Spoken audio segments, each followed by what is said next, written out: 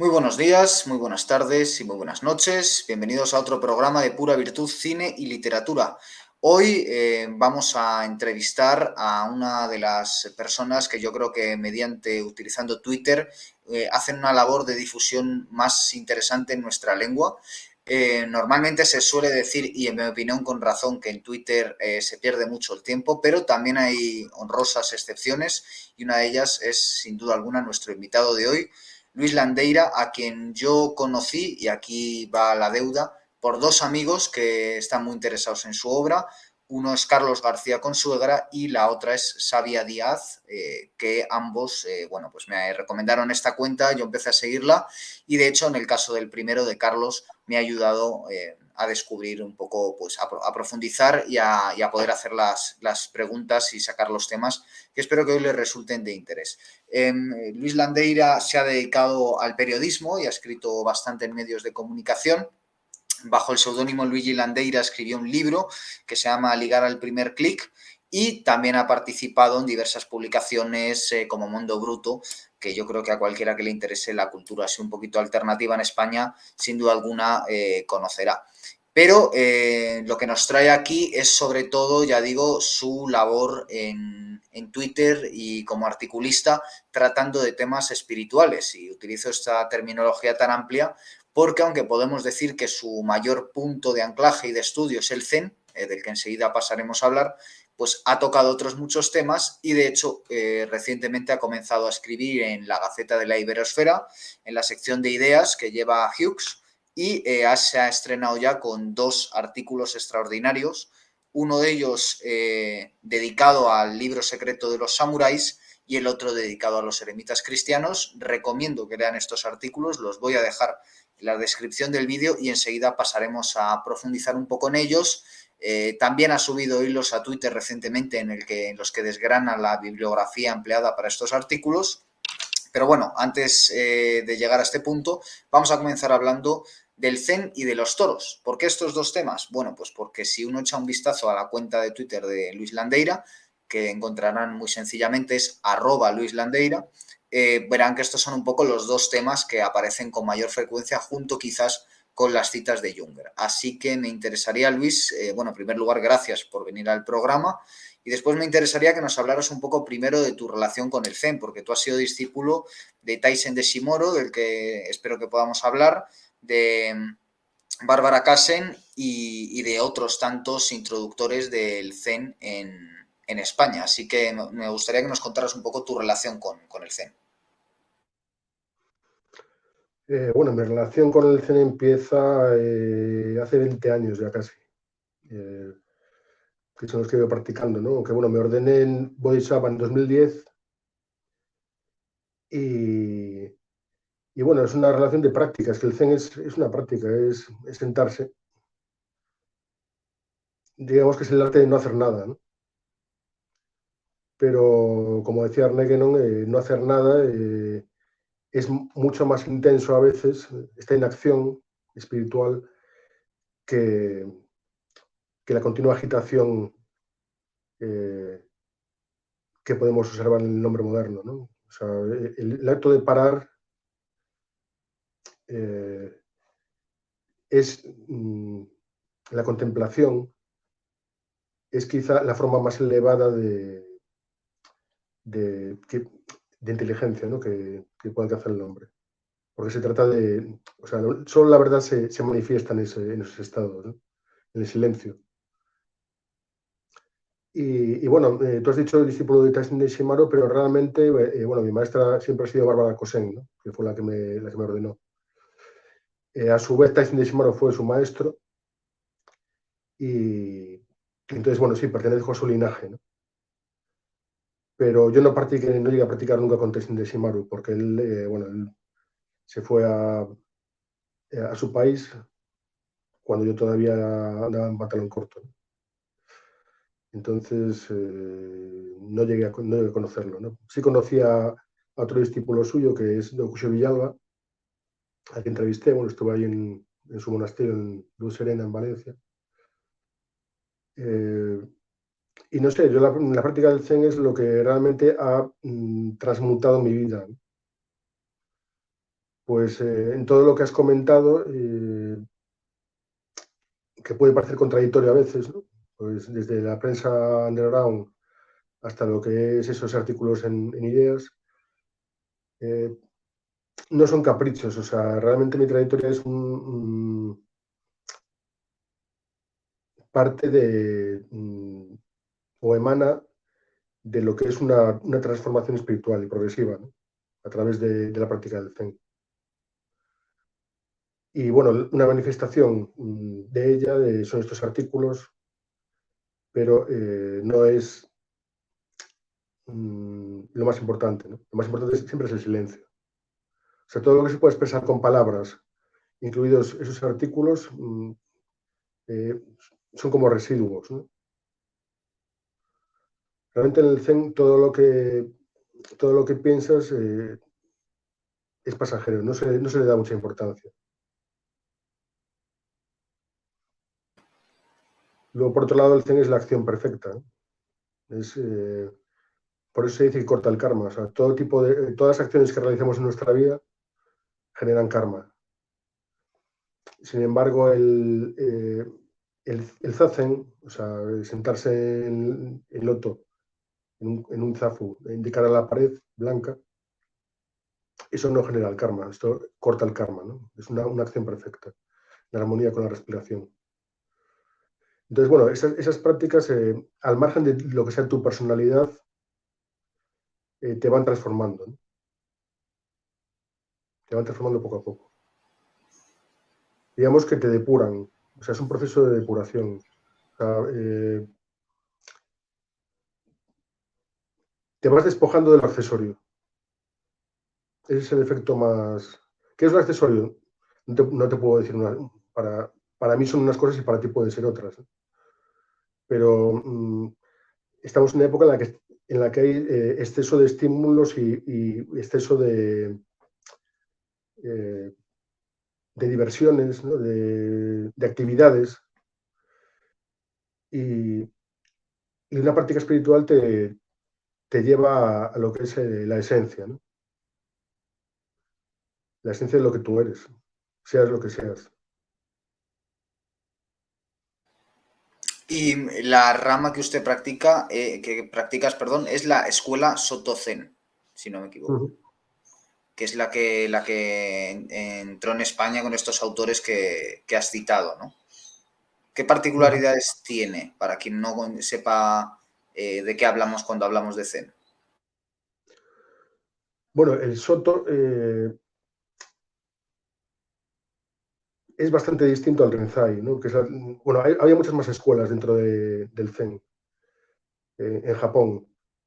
Sabrás que, bueno, que viene lo que es el Zen, que es una palabra que significa meditación en japonés, viene de China, ¿no? Del Chan. O sea, bueno, viene de la India, pero pasó por China.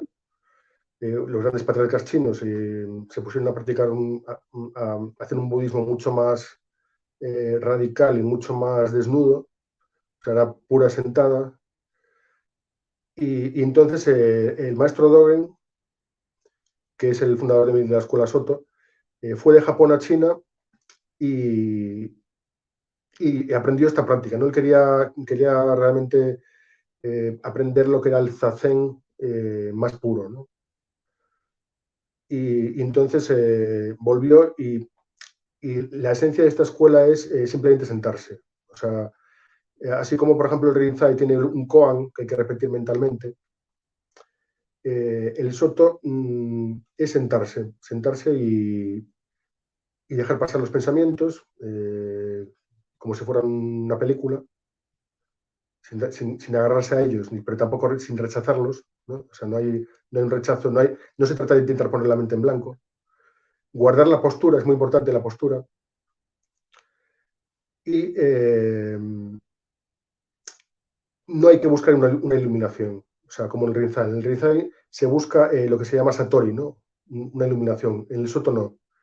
En el Soto la iluminación es el acto de sentarse en sí, o sea, es un fin en sí mismo. Esto fue lo que más me interesó desde el principio del Soto, ¿no? Porque el Rinzai te vende algo, te vende, pues si haces esto, consigues lo otro, ¿no? Como otras religiones, ¿no?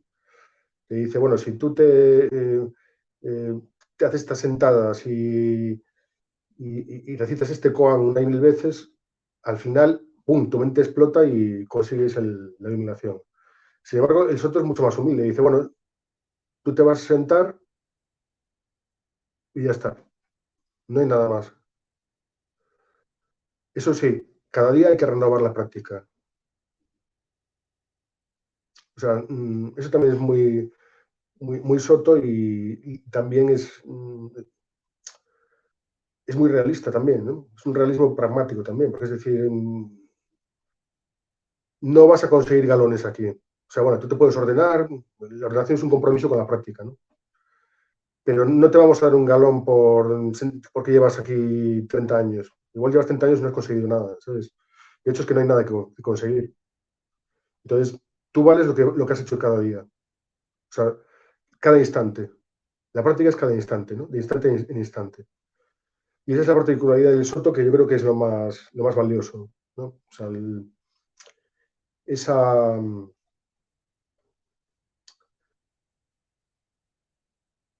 ese materialismo, porque en el fondo es un poco materialista también. Es un materialismo espiritual, ¿no? Es decir, te sientas y ya está. Shikantaza es la palabra japonesa, simplemente sentarse.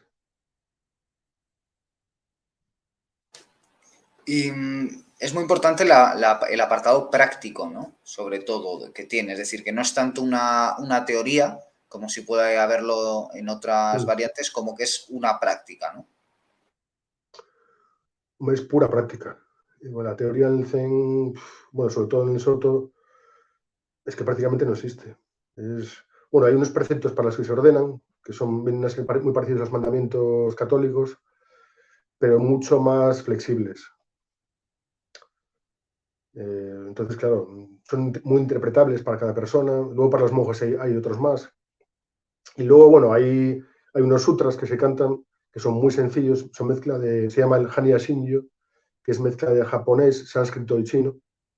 Esto sucede así porque en esa época, pues bueno, la tradición era oral, ¿no? Entonces, tú ibas con tu sutra en la cabeza, llegabas a China, el chino lo aprendía, lo mezclaba con su idioma, entonces todo se iba mezclando y al final queda un sutra que es valiosísimo y que vale más que todos los libros que se han escrito sobre Zen, que realmente la mayoría no valen para nada, ¿no? Porque todo lo que se puede decir sobre Zen sobra, porque realmente el Zen es silencio, es la práctica del silencio. Entonces, ponerse a hablar sobre Zen o a escribir sobre Zen es una contradicción en sí misma, ¿no? Aunque obviamente hay obras magnas, por ejemplo está el Shobogenzo del maestro Dogen, ¿no? Pero bueno, es un libro más, es un libro para maestros, más que para que se ponga a leer cualquier persona que quiera practicar, ¿no? Entonces, bueno, es sobre todo práctica, sí, es sentarse, es que, bueno, hay sentadas y luego hay la meditación de pie, caminando, en armonía también bueno, que hay una postura para los brazos y se va armonizando la respiración con cada paso, es un poco para estirar las piernas, ¿no? Entre sentada y sentada. Y luego hay lo que se llama SAMU, que es el trabajo un poco como el hora y labora católico, de las cartujas, bueno, y de los monasterios católicos. Esto sería pues el SAMU y el Zazen, ¿no? El Zazen es la meditación y el SAMU es cuando sales del dojo, estás en un templo, pues te pones a cortar leña, te pones a hacer cosas que hay que hacer en el templo, ¿no? Y de esa forma utilizas la energía acumulada durante el Zazen, ¿no? Porque se acumula muchísima energía. Digamos que es una forma de canalizarla y de que esa energía no se enquiste o no se utilice para otros fines que pueden ser perjudiciales, ¿no? Porque hay veces que tener demasiada energía tampoco es bueno. Pero lo que es la práctica es todo en el Zen. O sea, no hay una teoría, es que ¿qué teoría puede haber? El no pensar sin pensar, ¿no? Es lo que se decía a veces, pensar sin pensar. o pensar más allá del pensamiento y no pensamiento. Pero claro, son cosas que las dices y parecen un poco chorras, ¿sabes? Hay que experimentarlas.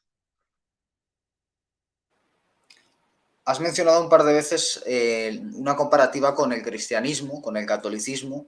Mm. Quisiera preguntarte ya por uno de los dos artículos que he citado antes, el artículo sobre los eremitas cristianos, sobre esos padres del desierto, porque habitualmente uno piensa que este tipo de cuestiones de la meditación vienen más de Oriente que de Occidente, lo cual quizás sea cierto, pero es verdad que en Occidente también han existido y dentro de las tradiciones occidentales, como puede ser el cristianismo, en este caso en el mundo de los padres del desierto.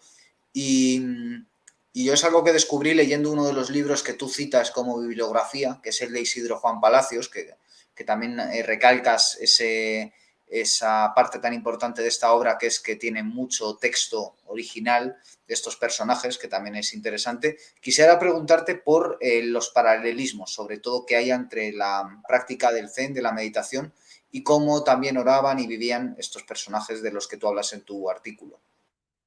Mm. Sí, el libro de Isidro Juan Palacios lo descubrí precisamente cuando llevaba ya unos años practicando Zen. Y claro, me sorprendió mucho porque yo en esa época, claro, acababa de descubrir el Zen y, y siempre lo contraponía a lo que eran las religiones monoteístas, ¿no? Decía, bueno, pues el Zen eh, mola más porque es más, porque yo qué sé, es más marcial, más viril, es como una cosa, una práctica ahí desnuda, ¿no? O sea, en plan, pues sentarse horas y horas. Y claro, de pronto mmm, leí ese libro y me sorprendió muchísimo porque realmente eran cristianos del siglo III. O sea, y ya tenían este tipo de prácticas. O sea, lo que pasa es que luego se han ido perdiendo o se han ido escondiendo también, ¿no? Y limitándose más a la Iglesia Ortodoxa. Y aquí son menos conocidas, ¿no? Aunque hay, bueno, hay grupos, por ejemplo, bueno, Palo 2 tiene un grupo que se llama Los Amigos del Desierto, que aunque no practican exactamente eso, pues en cuevas, en el desierto y demás, pues sí que se nutren un poco de las enseñanzas de los padres del desierto y también un poco del Zen, porque Palo 2 también practicó Zen durante varios años. Entonces, sí, hay paralelismos. Bueno, también tengamos en cuenta que es el desierto oriental, ¿eh? El desierto de Egipto y toda esa zona, ¿no? Entonces, estas son también prácticas muy orientales, ¿no? Las de cuerpo y mente, vienen un poco de pues, todo esto pues, del hinduismo y demás, ¿no? También. Y luego, bueno, luego en el caso eh, de los eremitas, pues bueno, había una cosa que también me sorprendió mucho, es que ya en el siglo III hubiera una especie de decadencia o aburguesamiento religioso, ¿no? En el cristianismo, que ocurre en todas las tradiciones. O sea, llega un momento en el que, o sea, la práctica tiene que ser algo nuevo cada día. O sea, no puede ser una costumbre. Entonces, es muy fácil que se convierta en una especie de costumbre que no vale para nada, ¿no? Entonces, hay formas de reactivarla, ¿no? Mira, sin ir más lejos, el Taishin de Shimaru, cuando vino a Europa, estaba en Japón y fue su maestro, el Kodo Sawaki, que lo envió a Europa porque allí ellos eran conscientes de que el Zen se estaba aburguesando y los maestros Zen solo hacían funerales, oficiaban funerales, casi no se practicaba Zazen. Entonces, lo envió a Europa para que, como una forma de reactivar el Zen, ¿no? En otro lugar, en el que había esa necesidad, porque en esa época había un vacío, ¿no? Estamos hablando de años 60, o sea, en París, que fue donde empezó todo eso. Y es muy parecido, si te fijas, o sea, a lo que pasó con los padres del desierto. O sea, pues decían, bueno, ya no hay persecución de los cristianos, estamos en las ciudades ya todos tranquilos, se han aburguesado nuestras prácticas o se han suavizado y nosotros nos largamos del desierto, o sea, como acto radical de renovación y vamos al origen, ¿no? Pues a las prácticas de Cristo en el desierto, la meditación de Cristo en el desierto, de los apóstoles, bueno, volvemos a la esencia, ¿no? Digamos.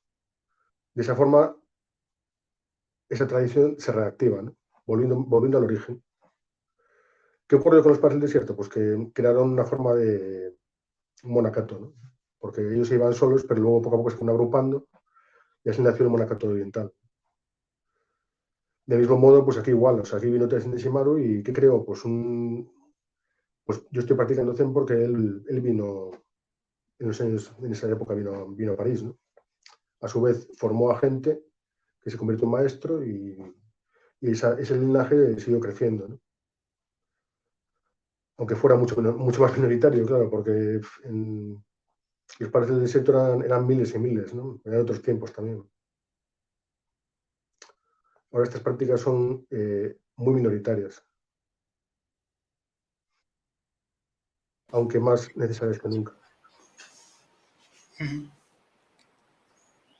Y luego el primer artículo que has escrito en la Gaceta es sobre un código samurái que yo conocía por el comentario que hizo, que tiene Yukio Mishima, tiene un libro que es comentando este libro, pero que yo no conocía directamente, y que es el Hagakure. ¿Qué nos puedes contar de este texto? Que es, digamos, el manual de los samuráis japoneses. Bueno, Yukio Mishima decía efectivamente que este texto era para él el único libro, o sea, el libro solo y único, decía, the one and only book. De hecho, lo tenía siempre a mano. Era un libro de cabecera literalmente para él, o sea, lo tenía en su mesa de trabajo y para él era la Biblia. Era su código de honor, ¿no? Es el que cimentó toda su obra y su vida también. De hecho, bueno, el seppuku que se hizo es influencia directa, ¿no? Y en mi caso, pues la verdad es que mucho antes del Zen, yo este es un libro que conocí antes de cuento en el artículo, ¿no? Mucho antes de empezar a practicar Zen, conocí el Hagakure, ¿no? Y también fue un shock, fue algo que me impactó mucho. Y también me pregunto si habría llegado a practicar Zen algún día de no haber conocido este libro, ¿no? Porque es un libro que durante años leí también de forma compulsiva, ¿no? O sea, lo llevaba encima, iba leyendo en el metro, eh, aplicaba algunas de las técnicas que se explicaban en él, ¿no? Entonces, es un libro muy importante porque realmente es un código de honor, ¿no? Es un código de honor que está escrito para samuráis, pero es válido para cualquier persona, ¿no? Porque pasa un poco como con el arte de la guerra, ¿no? De Sun Tzu. Son libros cuya sabiduría va más allá eh, del fin para el que están escritos, ¿no? O sea, digamos que se les fueron de las manos sus autores, ¿no?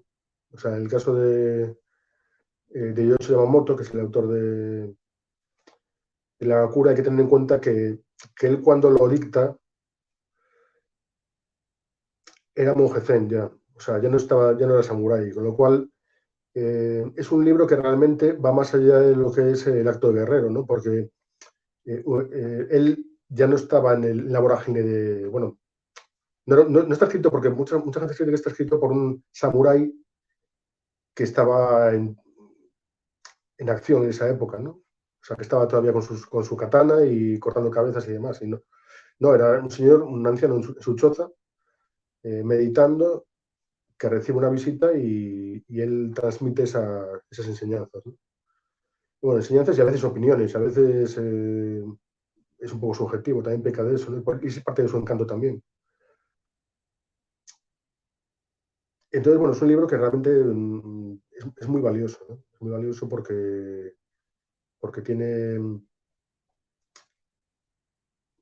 abarca todos los aspectos de la vida, ¿no? Si bien leído, puede servir para cualquier circunstancia, ¿no? Y siempre es un libro que creo que también, bueno, por otro lado es duro porque siempre tiene presente que la vida es un camino hacia la muerte. O sea, dice, bueno, el objetivo de... O sea, el samurái nace para morir, ¿no? O sea, no hay que tratar de evitar ese momento, ¿no? Hay que ir a la muerte, ir hacia la muerte, pero realmente es el destino de todos nosotros, al fin y al cabo. Entonces es un libro que vale para todo el mundo. Sí, y hasta hoy, y de hecho, el primer texto que me vino a la cabeza cuando Hughes me propuso esta colaboración fue este, porque verdaderamente estaba y estoy en deuda con ese libro, ¿no? Cambió por completo mis esquemas. O sea, es pasar de ver tu vida como, no sé, como una especie de negocio, como algo que tienes que, a verla como, o sea, pasar de eso, de ver tu vida como un comerciante, a ver tu vida como un guerrero. No se trata de que yo sea violento ni que busque, vaya por ahí buscando peleas, sino ver tu vida como, o sea, como experiencia, ¿no? Como experiencia directa. Ni como valle de lágrimas, ni como fiesta hedonista, sino como una experiencia radicalmente activa, ¿no? O sea, en la que tienes que formar parte en cada instante, ¿no? Y siempre con la muerte presente. O sea, siempre teniendo en cuenta que en cualquier momento te puedes morir. O sea, la vida del guerrero realmente es esa, porque el guerrero está siempre preparándose para la muerte. Nosotros creemos que somos eternos o que vamos a morir de viejos. Eso es un error, o sea, eso te lleva a desperdiciar la vida. Entonces yo creo que la vida del guerrero es esa, y eso es lo que enseña la cura realmente. Enseña a vivir con intensidad. O al menos a vivir con menos molicie de la que solemos vivir, ¿no? Y bueno, ahora si te parece, antes de seguir con los otros temas que teníamos planteados, me gustaría someterte, entre comillas, a una rueda de reconocimiento en la que van a ir pasando distintos nombres y bueno, que nos hagas un comentario sobre cada uno de ellos si lo consideras oportuno. Entonces, el primer nombre de todos es, yo creo que el que más destaca en lo que has escrito, tanto en Twitter como en otros medios, que es Junger. Ernst Junger, porque evidentemente hay dos escritores con ese nombre, pero bueno, hablamos del más famoso, de Ernst Junger. ¿Qué te sugiere este nombre? Muchas cosas, pero bueno, yo antes quería decir una cosa. Con el tiempo, porque bueno, hace años, bueno, quizá antes de la cura incluso, yo tenía mucho respeto por la figura del autor, ¿no? O sea, como una especie de individuo aislado, mmm, que podía ser más o menos genial y que te transmitía una serie de cosas porque era un genio, un sabio, lo que fuera, ¿no? Ahora no lo veo así, yo ahora mismo veo un magma, o sea, lo que podemos llamar tradición es eso, ¿no? Es una especie de hilo en el que hay individuos, ¿no? Pero que todos forman parte del mismo hilo, ¿no? Entonces, los autores que más me interesan o que más he leído en los últimos años son sobre todo autores que pertenecen a esa tradición, ¿no? Bien sea occidental, como el caso de Junger, o bien sea oriental, aunque suelen estar todas mezcladas, porque al fin y al cabo todos ocupan, o sea, Junger se ha ocupado también mucho de Oriente, ¿no? Pero sí que representa a la generación de los grandes patriarcas, por decirlo así, ¿no? Europeos, que ya extinta, que vivieron, bueno, en el caso de Junger vivió las dos guerras, y no solo fue un guerrero, o sea, uno de los últimos casos de guerrero genuino y de los poquísimos que ha habido en la guerra moderna, la guerra técnica, porque Junger es un señor que en la Primera Guerra Mundial, tal y como cuenta en Tempestades de Acero, consigue una especie de iluminación a través a través del acto guerrero, ¿no?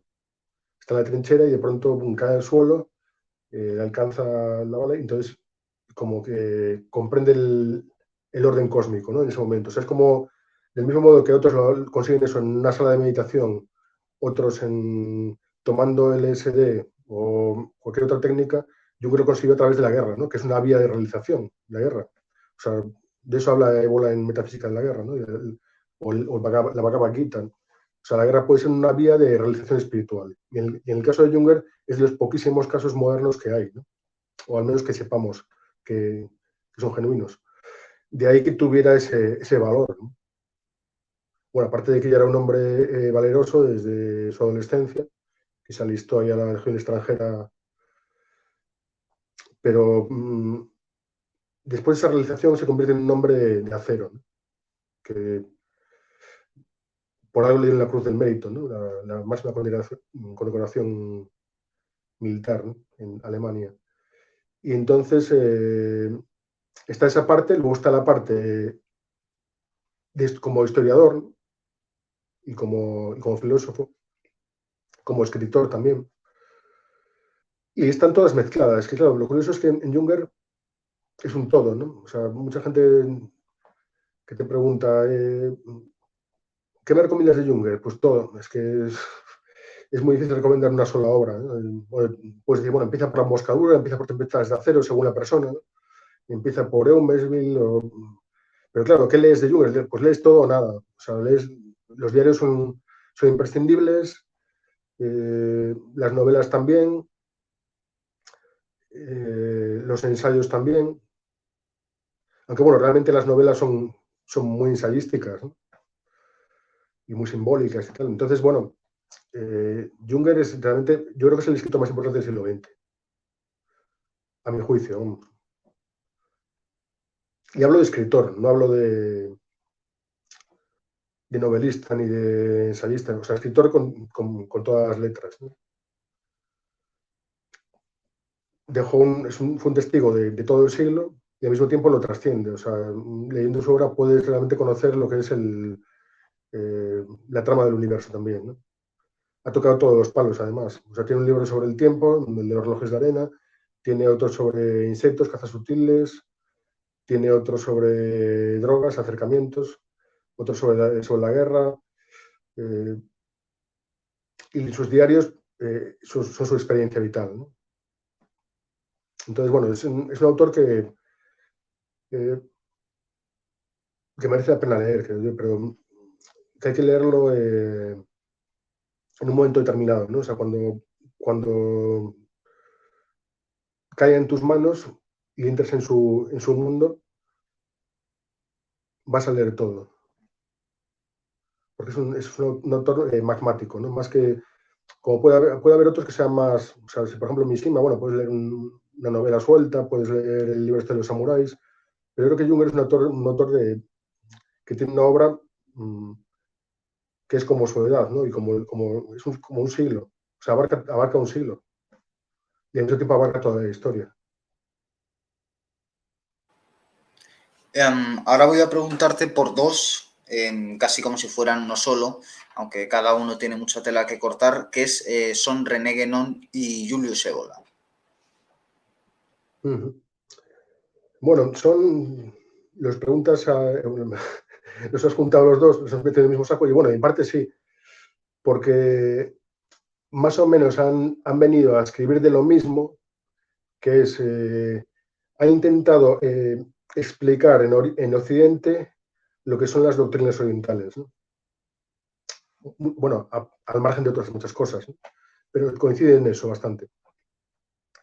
¿Cuál es la diferencia? Que Ébola era más guerrero, o sea, tenía la intención de, de incidir en la historia, digamos, y Guénon era más sacerdotal, o sea, era más sacerdote, ¿no? Más místico, o sea, lo que quería era, pues eso, iniciarse y indicar puertas hacia la iniciación, ¿no?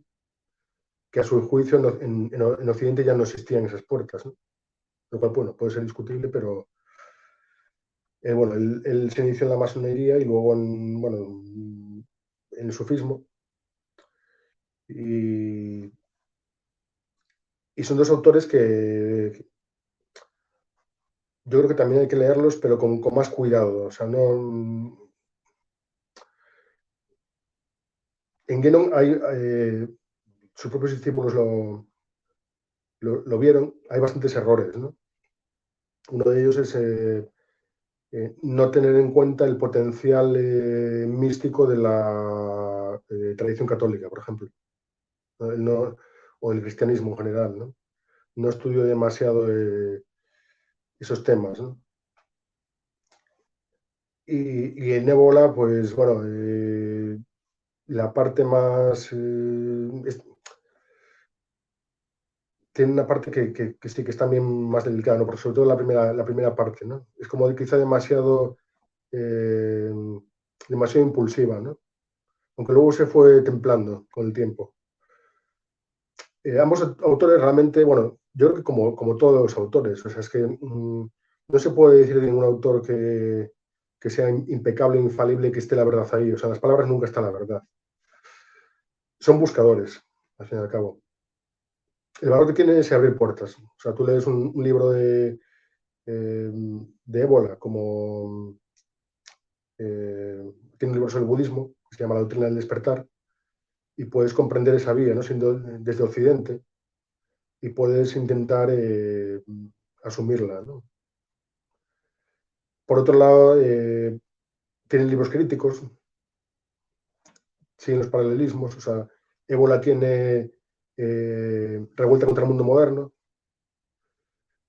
y René Guénon tiene La crisis del mundo moderno. A mi juicio, el de Guénon es más...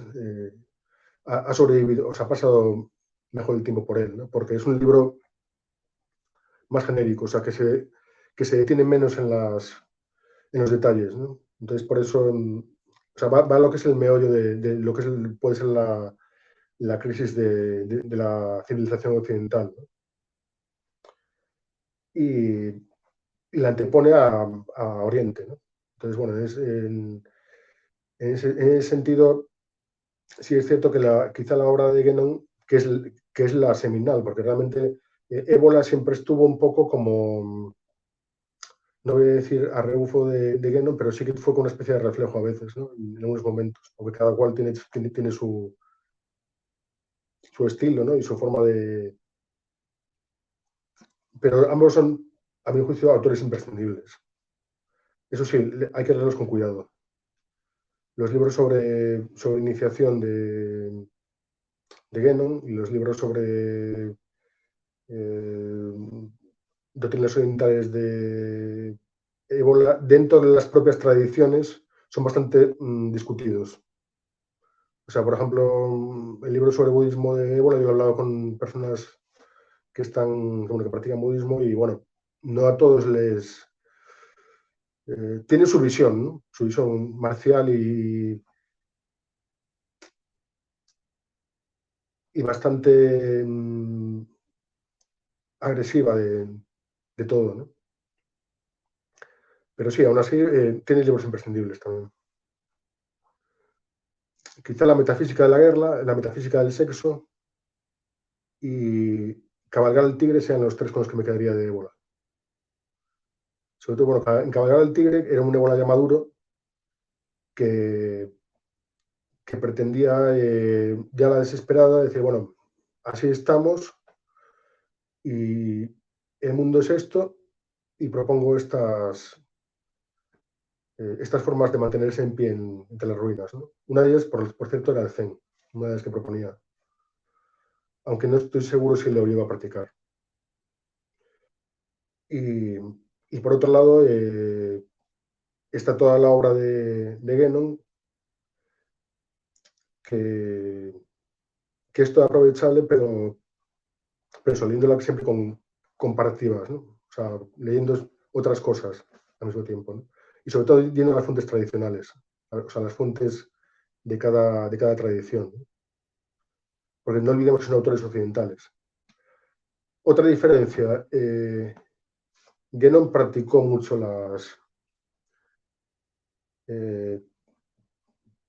hizo prácticas espirituales, o sea, tuvo prácticas espirituales fuertes, ¿no? Cosa que Ébola era más teórico. Ahora mismo, bueno, tengo en mis manos El Camino de Cinabrio, que es la única autobiografía de Ébola. La había leído en inglés, ahora quiero leerla en castellano porque se había escapado algo, porque era un inglés un poco barroco. Y es un libro que habla de su obra, pero faltaría una biografía espiritual de Ébola, que eso no llegó a escribirse. No sé si alguien podría hacerlo, alguien que muy cercano a él. Pero visto desde fuera, yo creo que Guénon echó más la carne al asador, o sea, se lanzó él mismo, escribe desde la propia práctica, ¿no? Escribe desde una investigación, por un lado, intelectual, muy fuerte, un trabajo intelectual de indagación en las fuentes de cada tradición, y por otro lado una práctica suya, claro. O sea, es muy significativo que Guénon nunca quisiera que le llamaran maestro, o sea, porque él se consideraba un discípulo. Ébola responde más a lo que es el, el hombre de letras, ¿no? Un poco, aunque a él no le gusta decirlo así, ¿no? Pero es verdad, o sea, se dedicó básicamente a escribir, más que nada porque se quedó en una silla de ruedas. Ahora, con el tiempo, pues bueno, no sé, él intentó hacer cosas, pero no llegó a ponerlas en práctica, ¿no? Yukio Mishima. Yukio Mishima lo considero un gran escritor, un gran novelista sobre todo. O sea, es que tiene novelas de una gran belleza, ¿no? El rumor del oleaje, El marino que perdió la gracia del mar. Es que tiene una... Y bueno, y es más, yo creo que de no ser por su...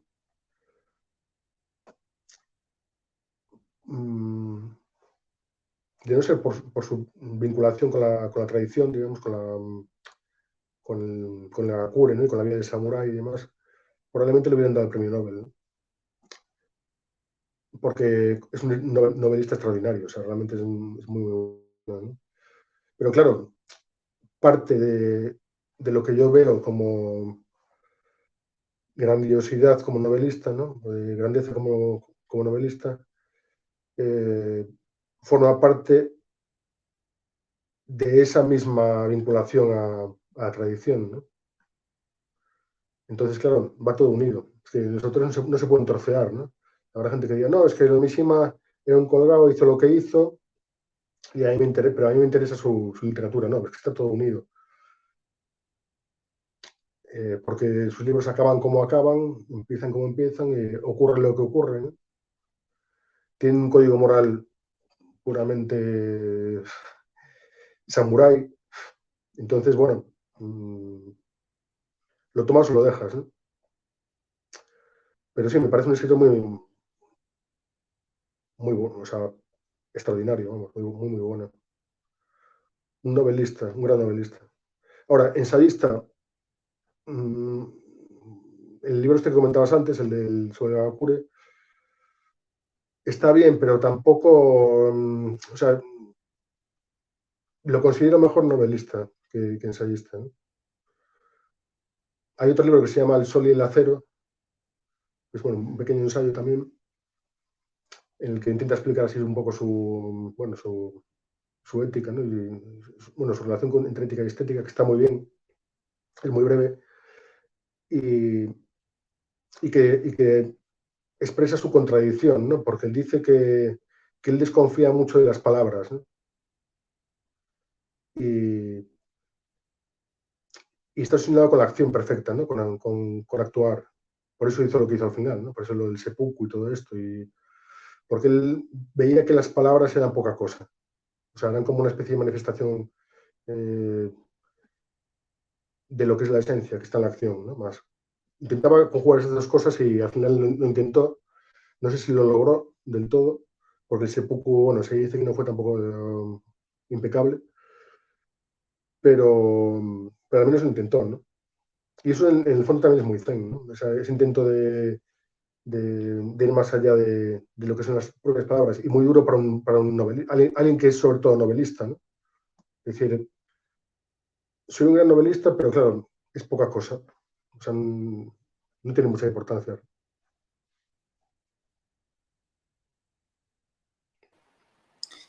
Y maestro Eckhart. Pues dentro de la tradición católica es de las figuras más, no voy a decir importantes, pero sí con las que más he conectado, ¿no? Precisamente porque va a la esencia. O sea, el maestro Eckhart no intenta... es pura mística. O sea, no es una... carece de lo que es de la práctica devocional que caracteriza muchas veces a la religión católica. Y él va más a lo que es la práctica del silencio, ¿no? Y de la contemplación. Y dentro de eso, bueno, él fue juzgado, es un personaje polémico también porque fue juzgado, bueno, además de, por un lado fue un personaje que dentro de la jerarquía eclesiástica creció muy rápido, entonces generó muchas envidias, tenía esa parte, y luego tenía la otra parte que es que era, claro, era demasiado avanzado para su época, ¿no? O para que en esa época eh, se aceptara que dijera ciertas cosas, ¿no? Todo eso de que Dios es nada y que todo es Dios, bueno, esas cosas que lo acusaban de herejía. Él lo que dijo al final fue que fue malinterpretado, ¿no? O sea, intentó, ahí está el riesgo de poner en palabras lo que es la práctica mística, ¿no? La práctica espiritual, que como es tan inexplicable, muchas veces corres el peligro de ser malinterpretado. Y Eckhart, en los juicios que tuvo, lo experimentó, ¿no? Se dio cuenta de eso, se dio cuenta de que quizá fue demasiado lejos. Se quemó gran parte de su obra, sobre todo la escrita en alemán. La que permaneció más es la que es escrita en latín, ¿no? Aún así hay joyas. Por ejemplo, el libro El Consuelo Divino es un libro mmm, para mí de cabecera. Es un libro que habla de... Bueno, él lo escribió originalmente para sus... Él tenía un círculo de personas que practicaban con él y lo escribió para ese círculo, ¿no? De monjes y de laicos.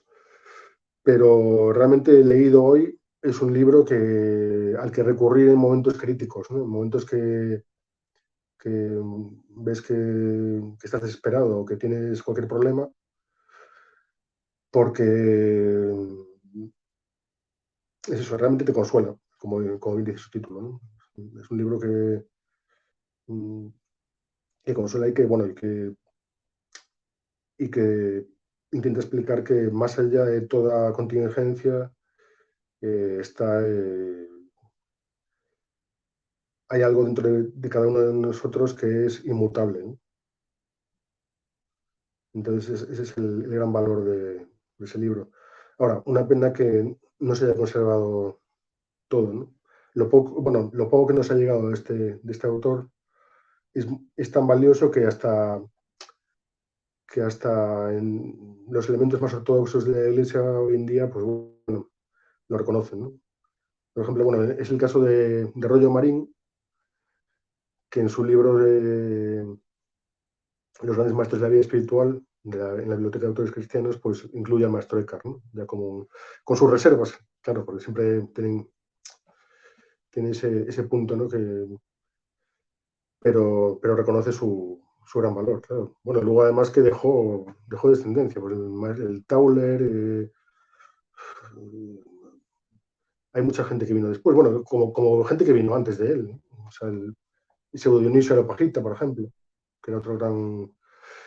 Eso que decía antes, o sea, es que esto de hablar de un autor en concreto, bueno, sí, pero hay muchos anónimos, padres del desierto, anónimos que no conocemos su nombre, ni su imagen, ni nada, y han dejado sentencias que son casi como koans, que las lees y te iluminan, ¿no? Entonces, claro, pues, es muy difícil, bueno, y todavía más en la iglesia, ¿no? En el caso de la iglesia, bueno, Écar es, al fin y al cabo es normal, porque tú te vas también a Santo Tomás, te vas, que es en otra línea, ¿no? Te vas a San Agustín, o sea, también la riqueza de la tradición de la iglesia es inmensa. Y tanto heterodoxos como ortodoxos. Entonces, bueno, maestro que es muy importante, pero vamos, no hay que ponerle tampoco ahí en una estatua que la tiene. ¿Sabes? Y decir, pues vamos a ser discípulos del maestro Eckhart, que los tuvo. Pero yo creo que hay que tomar en cuenta todos los elementos que han formado parte de cada tradición. Al menos ahora que tenemos esa posibilidad, para algo bueno que tenemos, ese acceso a todas las fuentes, pues intentar compararlas, ¿no? Otto Weininger. Bueno, Otto Weininger, autor de Sexo y Carácter. Hombre, es que lo estamos citando al lado de unas luminarias que... y Otto Weininger, al fin y al cabo, bueno, fue un personaje excéntrico que... fue un filósofo ante todo, ¿no? Que bueno, que también era católico, ojo. Era un judío católico. O sea, judío de sangre y católico de... Bueno, se convirtió al catolicismo, ¿no? Eso sí, la obra Sexo y Carácter es extremadamente polémica, claro, porque es una obra que en tiempos de auge del feminismo, pues claro, es una obra que es extremadamente misógina, ¿no? Y bueno, llegaba a decir, el hombre, había una frase muy fuerte que era, el hombre tiene pene y la vagina tiene mujer. O sea, como diciendo que la mujer era puro sexo, ¿no? Que no había, bueno, que era como una especie de fuerza natural, pero que no tiene nada que ver con, o sea, prácticamente el trataba como otra especie, ¿no? Ese libro. Es un libro bastante fuerte. Y luego, por otro lado, es muy antisemita. O sea, es un judío antisemita. Pues era un libro que, por ejemplo, bueno, a los nazis, pues bueno, les gustó bastante, pues muy anterior, ¿no? Bueno, unas décadas anterior. Y lo cita bastante Ébola, por cierto, en Metafísica del Sexo. También, yo es donde lo conocí, a Binninger. Luego ya me hice con Sexo y Carácter.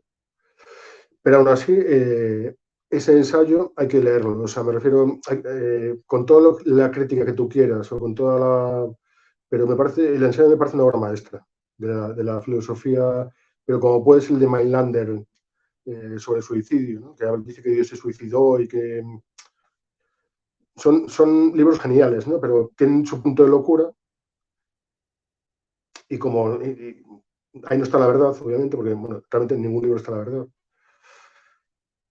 Pero es un ensayo que está muy bien, o sea, que hay que leerlo. Bueno, y sobre todo está muy bien en esta época, bueno, parece un poco de contrapeso, ¿no? Estamos en una época tan extremadamente feminista, en el siglo de la mujer, todo es mujer, todos quieren ser mujer, todos se cambian de sexo y demás, pues bueno, pues vamos a leer a Benninger, a Tito Benninger.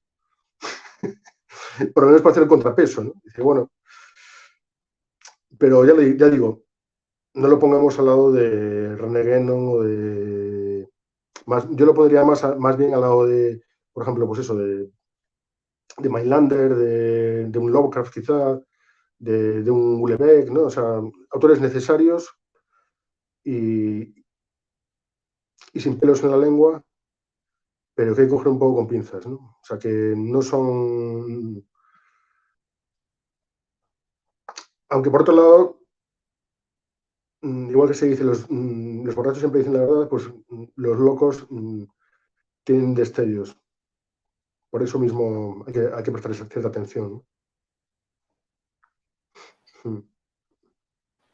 Que por cierto, Sexo y Carácter lleva bastante tiempo sin estar reeditado y no es nada, nada, nada fácil encontrar este libro y a ver qué editor valiente se tira al monte con él.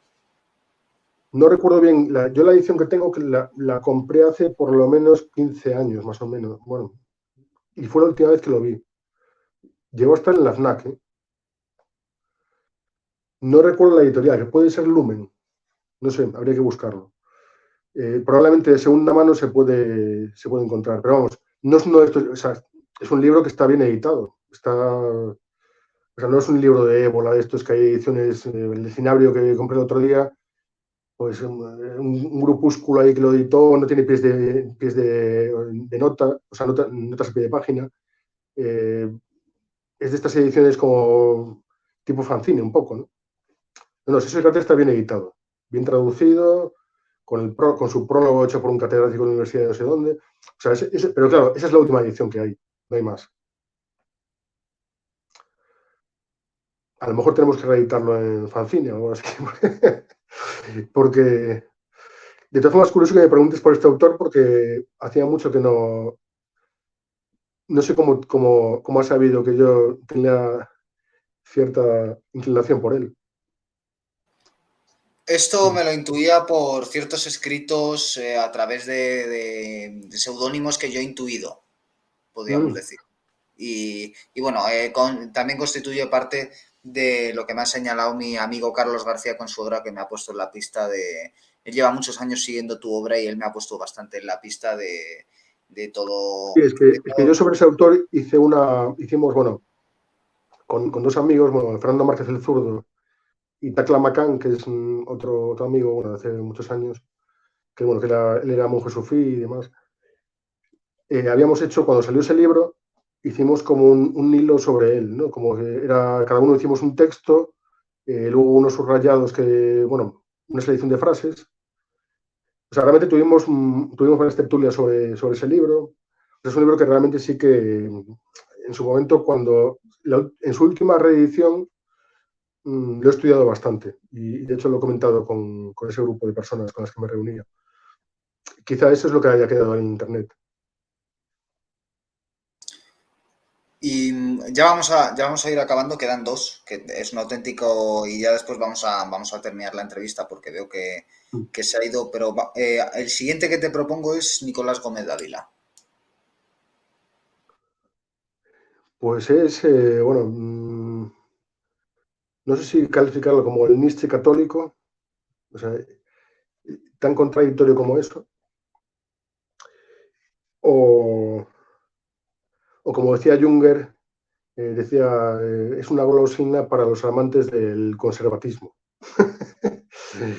Que bueno, Junger fue uno de los que precisamente los que lo descubrió, ¿no? Y bueno, Gómez Ávila efectivamente es una golosina, pero yo creo que no solo para los amantes del conservatismo, es para cualquiera que sepa apreciar ya no cierta forma crítica de ver el mundo, ¿no? En el caso de Dávila, de raíz bastante católica, aunque no del todo ortodoxa, sino yo creo que para cualquier amante de la literatura, en este caso bueno, son como aforismos, ¿no? Una especie de aforismos que él llama escolios, y es una obra singular porque al margen de otros dos, tres textos que tiene o sea, que son más amplios, su obra se compone de aforismos, pero son todos tan certeros y tan críticos, a veces críticos, a veces reveladores, que yo creo que es un auténtico tesoro, ¿no? Además, bueno, él tiene bases como, o sea, aparte, él mismo decía que más que un católico, él era un pagano que creía en Cristo, ¿no? Entonces, tiene esas fuentes, ¿no? Tiene las fuentes de la tradición esta, bueno, grecolatina, tiene la base católica y luego tiene pues su parte filosófica, ¿no? Entonces, bueno, se junta todo y tiene aforismos auténticamente explosivos, ¿no? Entonces, bueno, es un autor que también llevo muchos años estudiando porque es una obra que no se puede leer del tirón, o sea, es como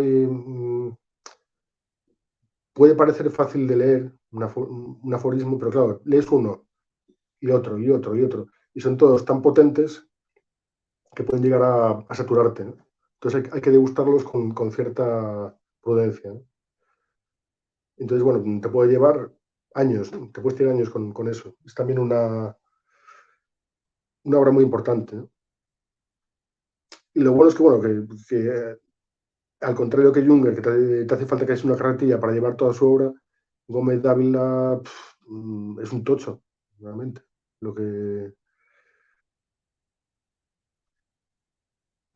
Y bueno, hay que darle gracias al Conde de Siruela por editarlo, ¿no? También, porque en España, bueno, la obra de Gómez Dávila además también es singular por eso, porque él despreciaba el mundillo cultural, literario, y realmente lo que hizo eran casi fanzines, o sea, hizo unas publicaciones de muy tirada muy pequeña para sus amigos, y poco a poco se fueron reproduciendo, ¿no? Y al final, bueno, han llegado por el empeño de distintos eh, personajes, como puede ser, bueno, desde Junger hasta Franco Volpi o el propio Conde de Siruela, y se acabaron publicando, ¿no? Y tenemos ese tocho que podemos consultar cada cierto tiempo.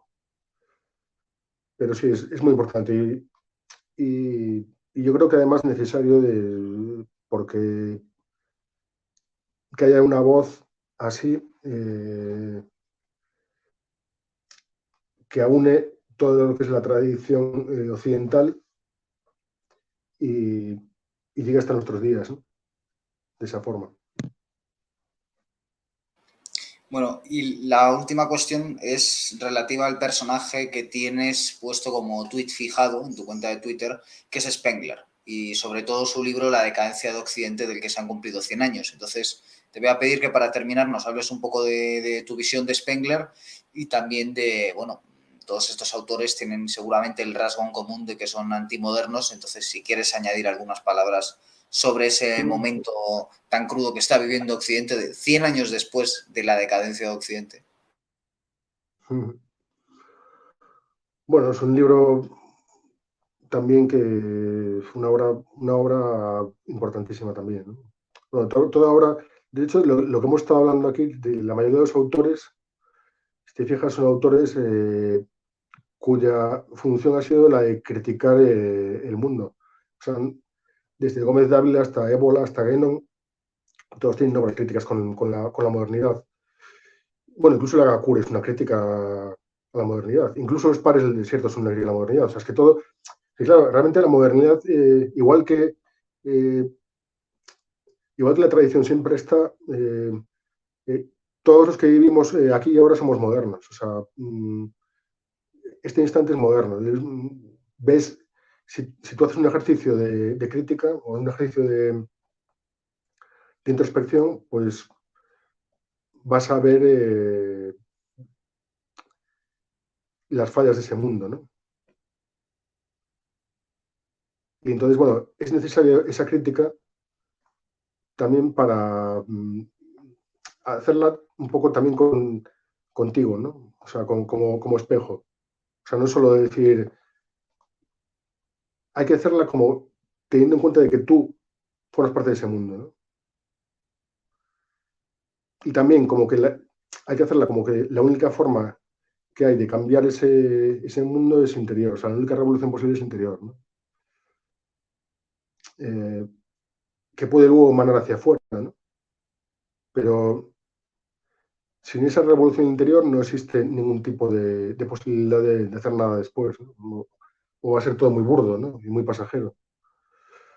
Entonces, bueno, en el caso de Spengler, pues sí, él realmente fue un ejercicio de crítica radical, ¿no? Aunque quizá más eh,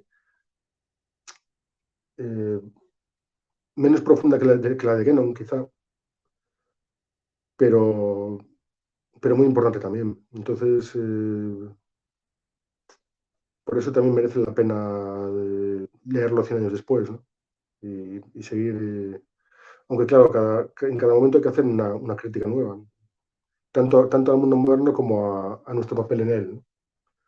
De hecho, bueno, hay muchos libros que han ido en esa línea, ¿no? Podemos ver, por ejemplo, se me ocurre o sea, el de Agustín López Tobajas, por ejemplo, uno que se llama Manifiesto contra el Progreso. Ese es un libro que, bueno, que realmente lo que hace es poner al día las tesis de Guénon, ¿no? No en vano, este autor es el traductor de Guénon al castellano. Bueno, tradujo varias obras suyas. Y entonces, bueno, él lo que hizo en ese libro es actualizarlo, ¿no? Porque siempre, hombre, tú lees cualquier libro de estos y claro, dices, bueno, tiene ciertos elementos que te suenan un poco como ya caducos, ¿no? Sobre todo en esta época en la que va todo tan rápido. Entonces, bueno, nuestra función es actualizar esa crítica y, y ponernos también en el mundo, ¿no? Sobre todo hacer una autocrítica. O sea, él lo que mencionas que dice sobre Spengler acababa con una captura de mi cuenta, ¿no? O sea, como que veía todo eso de decadencia, pero mi propia cuenta también, o sea, una cuenta de Twitter en la que un señor dice que el mundo moderno está en decadencia, es también moderna, ¿no? Porque, por definición, vamos. Pero esa es esa es la función, ¿no? Y bueno, y esa es la metanoia también de la persona que contempla la realidad, ¿no? O sea, tú puedes creerte todo lo que te venden o puedes hacer un examen de conciencia y decir, yo no me reflejo ahí, ¿no? O hay algo más. Entonces de ahí sale esa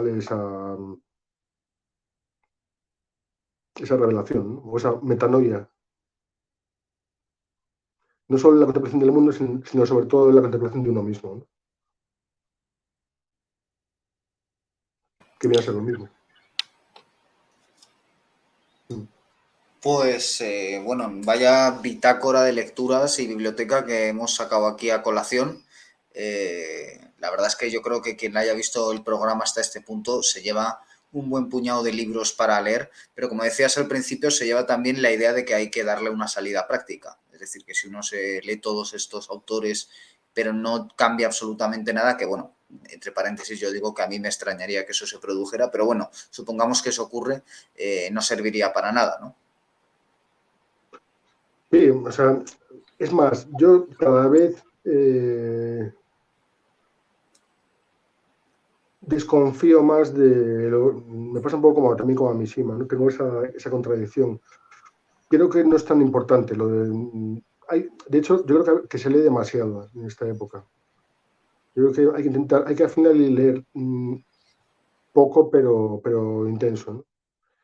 Y sobre todo puesta en práctica. Es que, claro, hay que tener en cuenta una cosa, o sea, estamos en una época sobreeducada, sobreilustrada.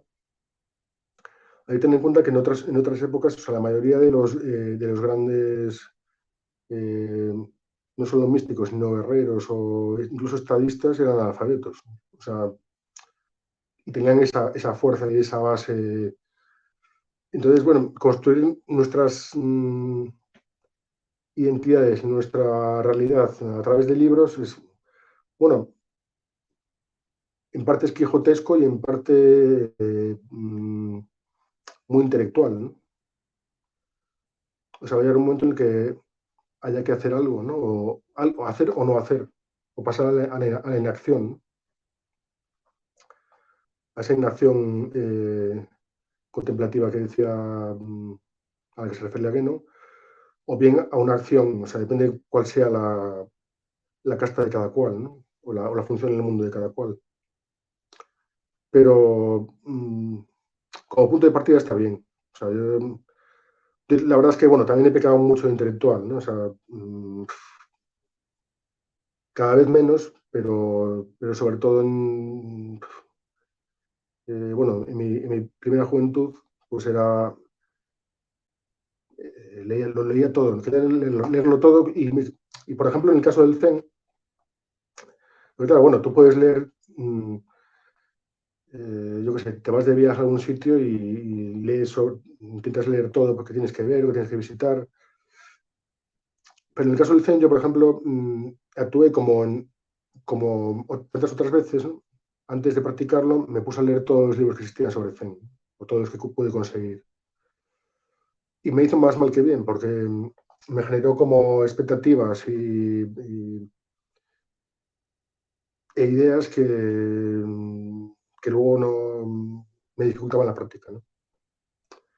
Entonces, yo creo que es mejor experimentar las cosas, ¿no? O sea, la mejor forma de saber lo que es un vino es probarlo, ¿no? Y el resto igual, o sea, hay autores que nos pueden orientar en un momento dado, que nos pueden ayudar, pero sobre todo intentar basarnos en nuestra propia experiencia, ¿no?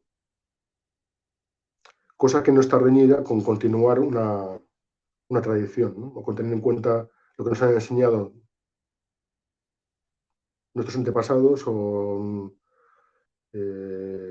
los antepasados de nuestra propia tradición, ¿no? Entonces, bueno, hay que conjugar todas esas cosas, ¿no? O al menos esa es una de las maneras de hacerlo.